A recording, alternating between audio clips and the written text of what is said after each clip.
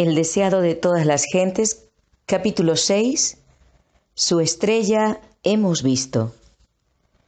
Cuando Jesús nació en Belén de Judea, en días del rey Herodes, vinieron del oriente a Jerusalén unos magos, diciendo: ¿Dónde está el rey de los judíos que ha nacido?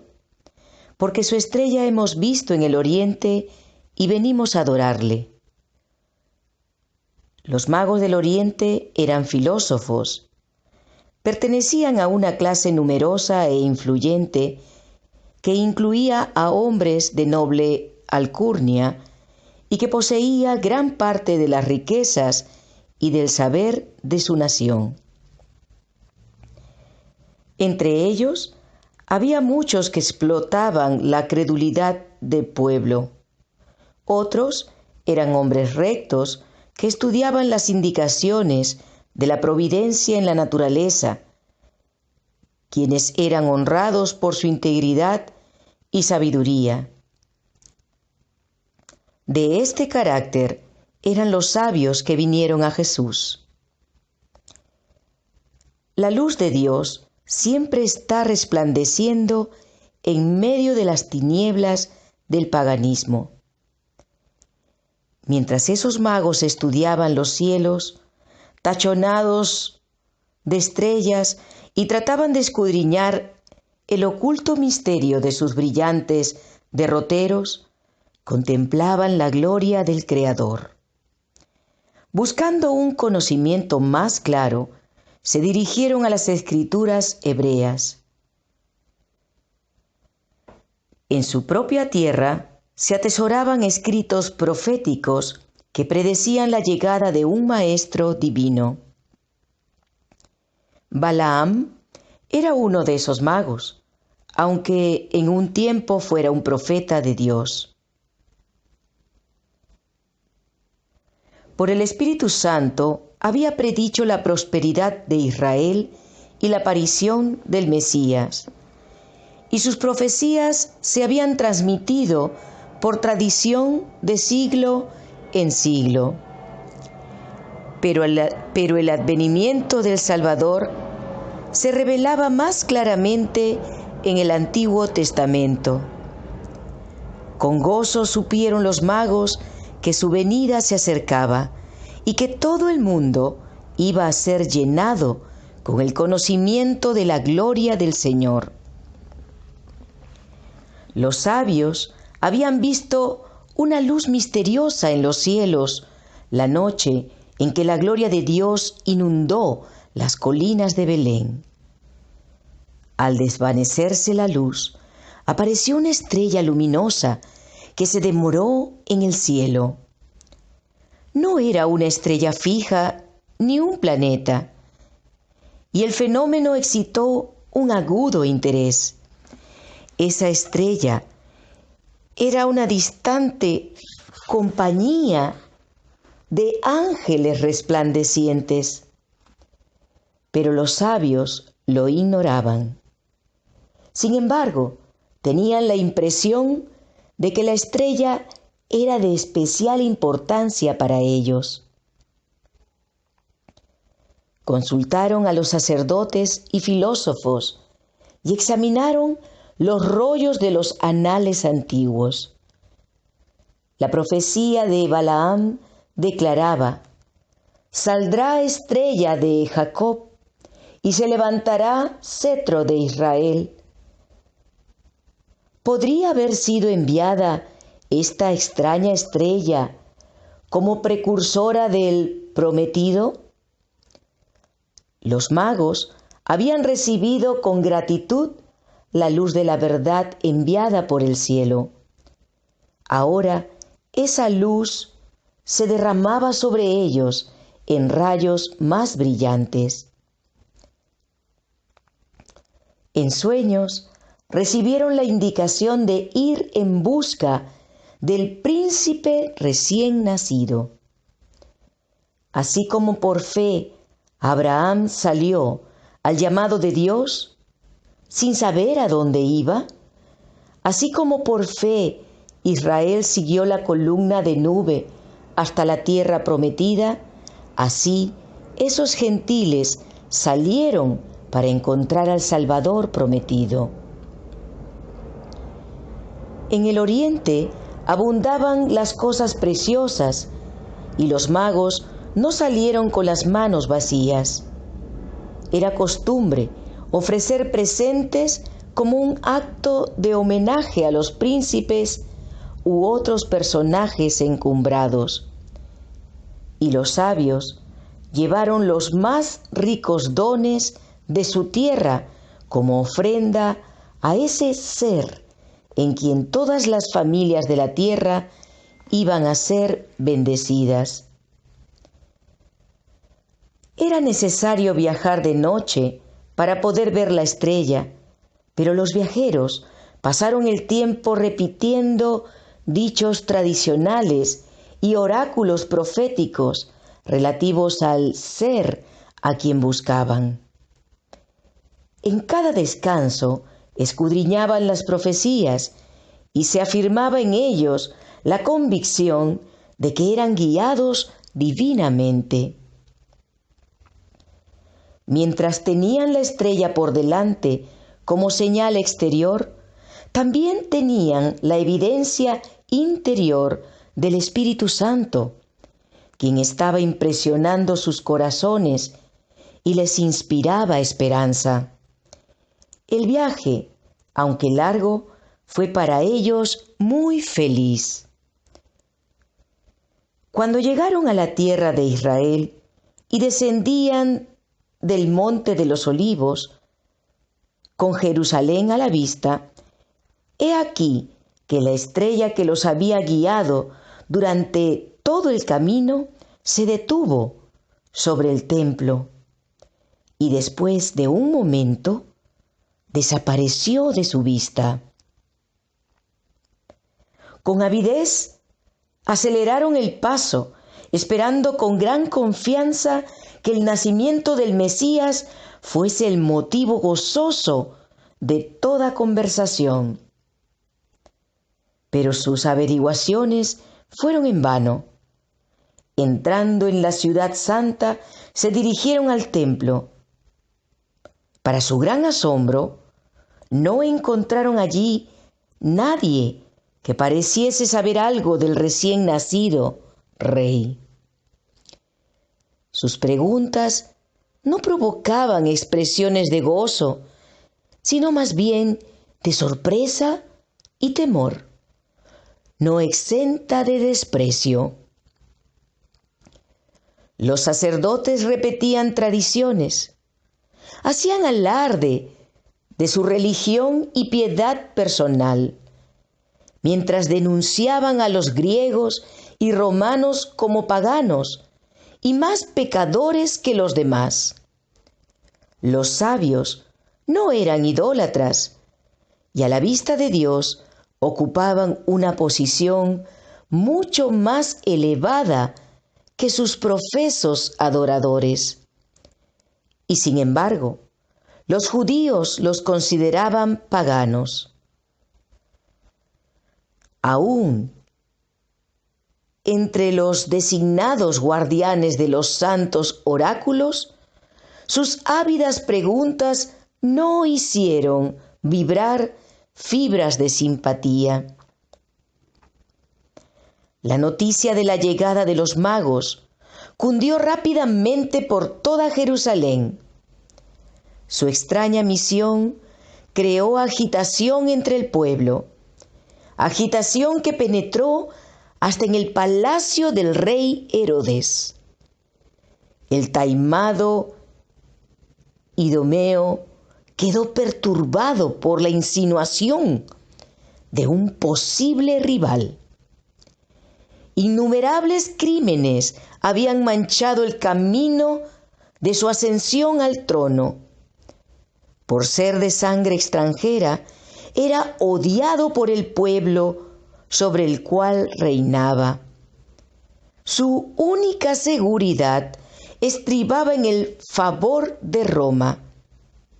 Pero ese nuevo príncipe tenía un derecho superior. había nacido para el reino. Herodes sospechó que los sacerdotes estuviesen maquinando con los extranjeros para excitar un tumulto popular que los destronase. Sin embargo, ocultó su desconfianza, resuelto a hacer abortar sus planes por medio de una astucia superior.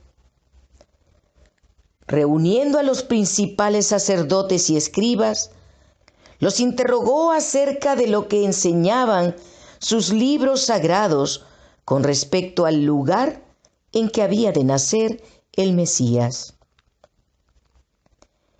Esta investigación de quien usurpara el trono, hecha a petición de unos extranjeros, hirió el orgullo de los maestros judíos. La indiferencia con que se refirieron a los rollos de la profecía airó al celoso tirano. Pensó que estaban tratando de ocultarle su conocimiento del asunto. Con una autoridad que no se atrevían a despreciar, les ordenó que escudriñasen atentamente y le declarasen el lugar de nacimiento de su esperado rey. Y ellos le dijeron: en Belén de Judea, porque así está escrito por el profeta. Y tú, Belén, de la tierra de Judá, no eres la más pequeña entre los príncipes de Judá, porque de ti saldrá un guiador que apacentará a mi pueblo Israel. Entonces Herodes invitó a los magos a una entrevista privada.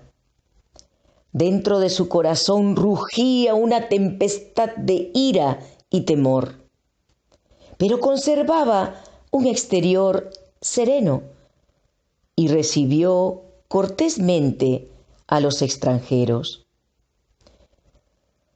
Indagó acerca del tiempo en que les había aparecido la estrella y simuló saludar con gozo la indicación del nacimiento de Cristo. Dijo a sus visitantes: id allá y averiguad con diligencia acerca del niño, y cuando lo halléis, hacedmelo saber, para que yo también vaya y lo adore. Y así diciendo, los despidió para que fuesen a Belén. Los sacerdotes y ancianos de Jerusalén no eran tan ignorantes acerca del nacimiento de Cristo como aparentaban. El informe de la visita de los ángeles a los pastores había sido llevado a Jerusalén, pero los rabinos lo habían considerado indigno de su atención. Ellos mismos podrían haber encontrado a Jesús y haber estado listos para conducir a los magos al lugar donde naciera. Pero en vez de ello, los sabios vinieron a llamarles la atención al nacimiento del Mesías. Dijeron: ¿dónde está el rey de los judíos que ha nacido? Porque su estrella hemos visto en el oriente y venimos a adorarle. Entonces, el orgullo y la envidia cerraron la puerta a la luz. Si los informes traídos por los pastores y los sabios debían ser aceptados, eso colocaba a los sacerdotes y rabinos en una posición poco envidiable, pues desmentía su pretensión de ser exponentes de la verdad de Dios. Esos sabios maestros no querían rebajarse a recibir instrucciones de quienes llamaban paganos. No podía ser, razonaban, que Dios los hubiera pasado por alto para comunicarse con pastores ignorantes y gentiles incircuncisos. Resolvieron demostrar su desprecio por los informes que agitaban al rey Herodes y a toda Jerusalén. Ni siquiera fueron a Belén para ver si estas cosas eran así. E indujeron al pueblo a considerar el interés en Jesús como una excitación fanática. Así, empezaron a rechazar a Cristo los sacerdotes y rabinos. Desde entonces, su orgullo y terquedad fueron en aumento hasta transformarse en odio arraigado contra el Salvador. Mientras Dios estaba abriendo la puerta a los gentiles, los líderes judíos se la estaban cerrando a sí mismos. Los sabios salieron solos de Jerusalén. Las sombras de la noche iban cayendo cuando pasaron por las puertas, pero para gran gozo suyo volvieron a ver la estrella, y ella los encaminó hacia Belén. Ellos no habían recibido ninguna indicación del humilde estado de Jesús como la dada a los pastores. Después del largo viaje, se habían desilusionado por la indiferencia de los líderes judíos y habían dejado Jerusalén con menos confianza que cuando entraron en la ciudad. En Belén no encontraron ninguna guardia real apostada para proteger al recién nacido rey. No lo asistía ninguno de los hombres honrados por el mundo. Jesús se hallaba acostado en un pesebre. Sus padres, campesinos sin educación, eran sus únicos guardianes. ¿Podía ser ese niño el personaje de quien se había escrito que había de levantar las tribus de Jacob y restaurar el remanente de Israel, que sería luz de las naciones y salvación hasta lo postrero de la tierra? Y al entrar en la casa, vieron al niño con su madre María y postrándose lo adoraron. Bajo la humilde apariencia de Jesús, reconocieron la presencia de la divinidad. Le dieron sus corazones como a su Salvador y luego sacaron sus presentes, oro, incienso y mirra. ¡Qué fe la suya! Podría haberse dicho de los sabios del Oriente, como más tarde se dijo del centurión romano: ni aún en Israel he hallado tanta fe. Los sabios no habían comprendido el designio de Herodes hacia Jesús.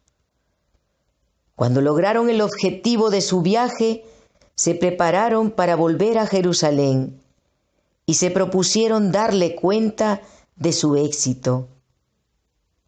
Pero, en un sueño, recibieron un mensaje divino de no comunicarse más con él. Evitando Jerusalén, emprendieron el viaje de regreso a su país por otro camino. De idéntica manera, José recibió la advertencia de huir a Egipto con María y el niño. Y el ángel dijo: permanece allí hasta que yo te diga, porque acontecerá que Herodes buscará al niño para matarlo.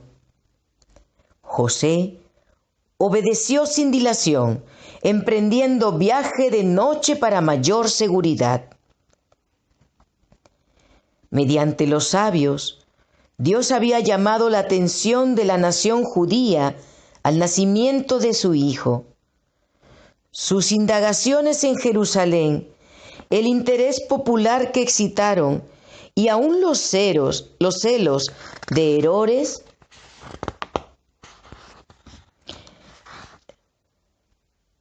cosas que atrajeron la atención de los sacerdotes y rabinos. Dirigieron las mentes a las profecías concernientes al Mesías y al gran acontecimiento que acababa de suceder. Satanás estaba resuelto a privar al mundo de la luz divina y empleó su mayor astucia para destruir al Salvador. Pero el que nunca dormita ni duerme, velaba sobre su amado Hijo, aquel que había hecho descender maná del cielo para Israel y había alimentado a Elías en tiempo de hambre, proveyó en una tierra pagana un refugio para María y el niño Jesús. Y mediante los regalos de los magos de un país pagano, el Señor suministró los medios para el viaje a Egipto y la estada en una tierra extranjera. Los magos habían estado entre los primeros en dar la bienvenida al Redentor. Su presente fue el primero depositado a sus pies, y mediante ese presente, ¡qué privilegio de servir tuvieron! Dios se deleita en honrar la ofrenda del corazón que ama, dándole la mayor eficacia en su servicio. Si hemos dado nuestro corazón a Jesús, también le llevaremos nuestros donativos, nuestro oro y nuestra plata, nuestras posesiones terrenales más preciosas, nuestros dones mentales y espirituales más elevados, serán dedicados libremente al que nos amó y se dio a sí mismo por nosotros.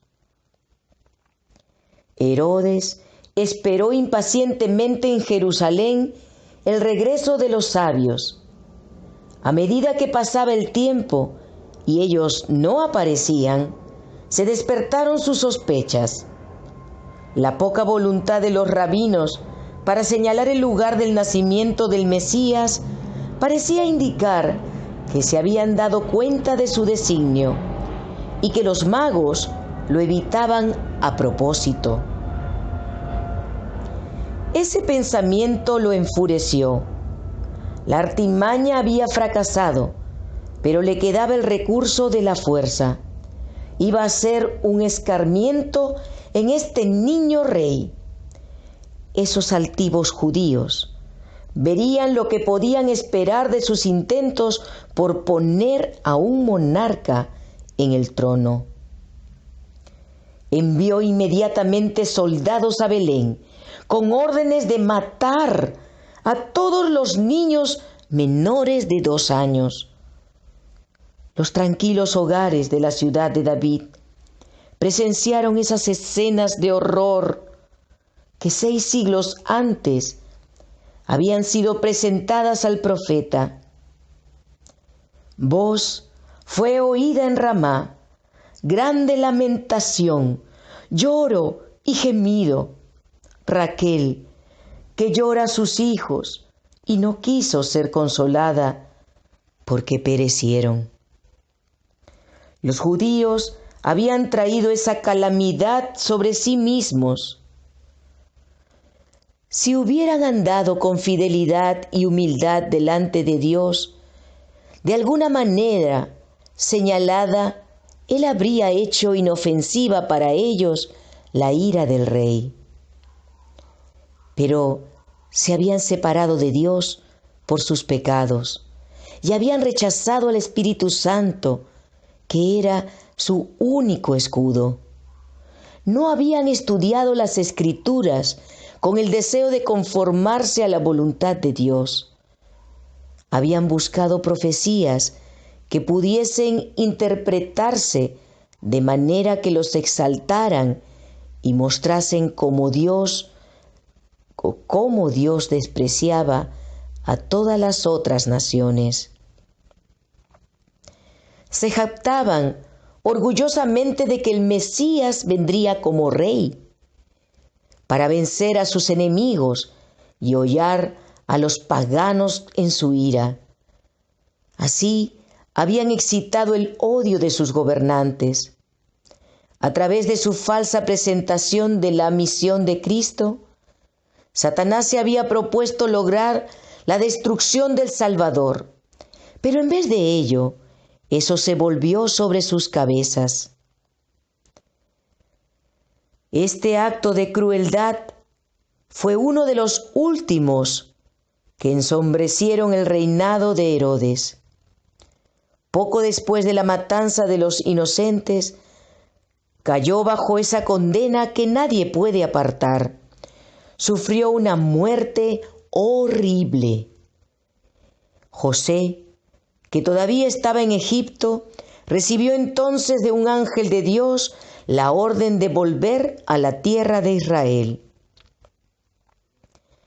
Considerando a Jesús como heredero del trono de David, José deseaba establecer su hogar en Belén. Pero al saber que Arquelao reinaba en Judea en lugar de su padre, temió que los designios del Padre contra Cristo fuesen llevados a cabo por el Hijo. De todos los hijos de Herodes, Arquelao era el que más se le asemejaba en carácter.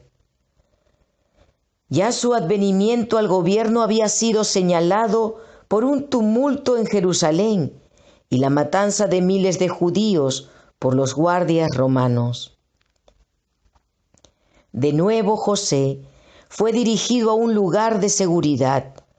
Volvió a Nazaret, donde antes habitara, y allí durante casi 30 años habitó Jesús, para que se cumpliese lo que fue dicho por los profetas, que habría de ser llamado Nazareno. Galilea se hallaba bajo el dominio de un hijo de Herodes, pero tenía mayor proporción de habitantes extranjeros que Judea. Por eso había menos interés en los asuntos relacionados especialmente con los judíos, y los derechos reales de Jesús propenderían mucho menos a excitar los celos de quienes estaban en el poder.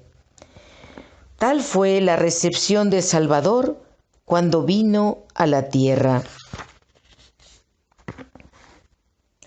Parecía no haber lugar de descanso o de seguridad para el niño Redentor. Dios no podía confiar su amado Hijo a los hombres, ni aun mientras llevaba a cabo su obra en favor de la salvación de ellos.